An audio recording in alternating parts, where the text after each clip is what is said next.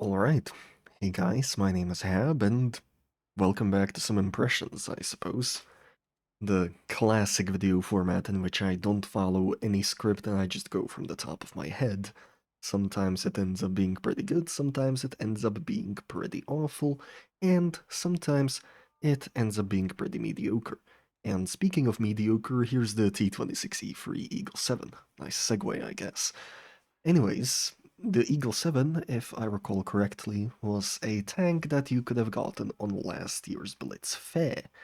And for that, as a reward, well, the rewards were always kind of dog water, except the Panzer IV-S, which I still think is one of the better tier 6 tanks. The Eagle 7 is one of the very few Pershing variants that are actually in the game. If I'm not mistaken, there's the Eagle 7, there's the Tier 8 M26 Pershing, the regular Tech 3 one, then there's the Super Pershing, the premium one, and then there's the Patriot, the T26E5, which is also a premium and one that I actually own. In case you wanna look at some familiarities, here's the Eagle 7 and here's the Patriot. They both look kind of the same, except one has armor that actually works. Now, as for the stats, they don't look terrible on paper. I'm actually running it with only a little bit of equipment because I don't really play a lot of tier 7 tanks, but on paper, it doesn't look too bad. 102mm of turret armor is kind of fine for a tier 7 medium, and a 102 hull sounds promising on paper until you realize that the angle that it's at isn't actually pretty good. So, let's say that you're looking at around 130, 140mm of armor tops. That would have been pretty good in tier 6, but you're in a tier which frequently fights tier 8s that have all the way from 175 to 280mm of pen on their AP. So, the only part that you can kind of rely on in tier 7 is the turret, and even then the turret is not that great. It has, how should I put it? It has way more prominent weak points than the Patriot ever did. As for the gun itself, you do have a relatively decent reload time for a pretty good 225 alpha. The 270 is always welcome.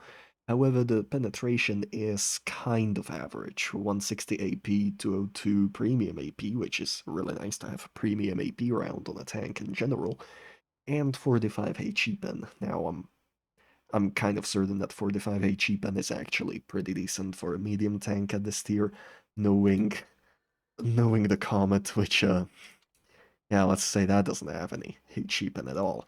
Now, as for the rest of the gun, however, it's kind of lackluster. You do have 10 degrees of gun depression, which is fantastic, and it helps a lot in tank flexibility.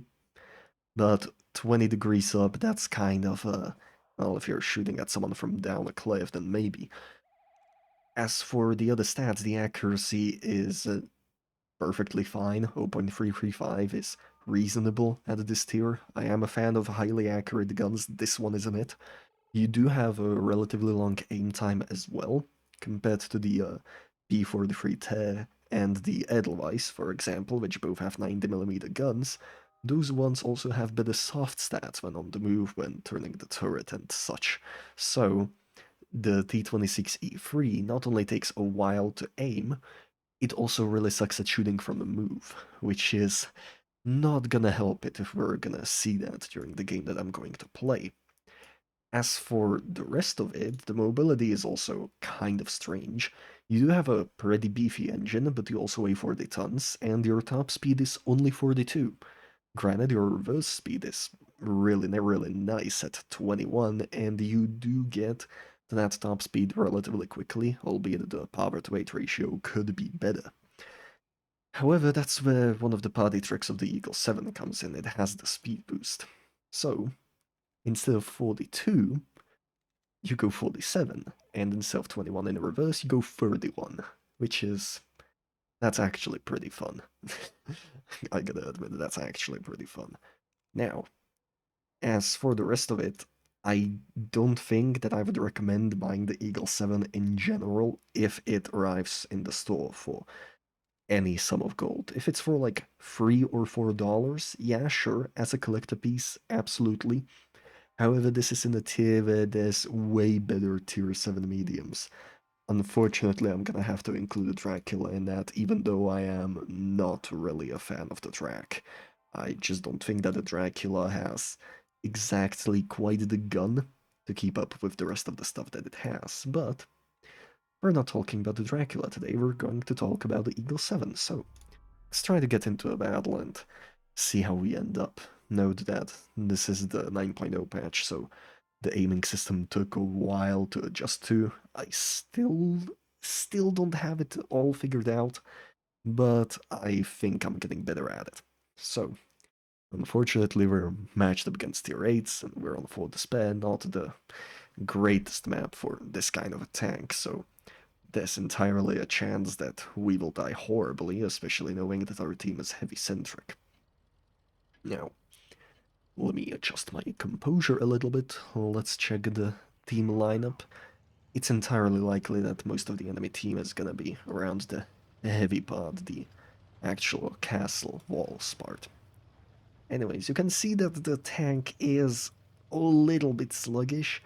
It's not nearly the worst offender. I've definitely seen way worse tanks and just movement in general. The P43s take a while to get to top speed, but it seems that at least with the Bolsig I've been right. The Bolsig's going into the traditional camp spot. I can't hit him from there. Anyways, let's try going not the so obvious path. Bolsig's got an hit. And our MX-5100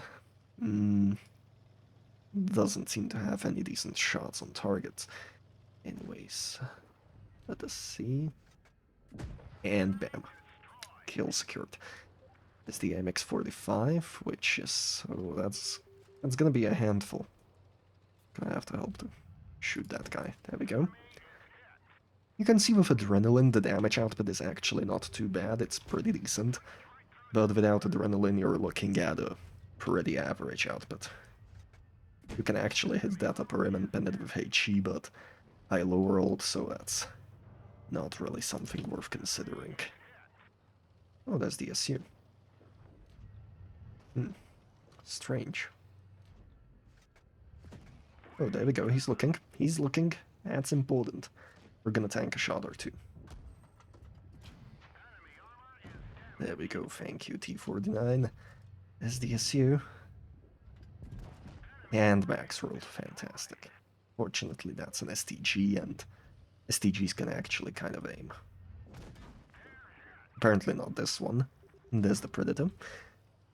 You can immediately tell the Super Pershing just has way better armor than this thing will ever have. And we're already gonna be bleeding hit points massively. I don't know where this guy hit again. Could have been dead for a while already, but I'll take that. And that looks like a win, even with pretty decent damage overall, actually. So, even 3k, I'm kind of happy that we've actually gotten a battle this decent. Could have gotten another kill, but the Eagle 7, even though it's kind of average, kind of mediocre, you can still get a pretty decent result in it. It's just not, how would I paraphrase this? It's not the kind of tank that you want to take out into a battle when you want to win. But yeah, that is basically gonna be it for me in this video. My name is Hab. If you somehow liked these impressions, feel free to like, comment, subscribe, and I'll catch you guys later. Bye bye.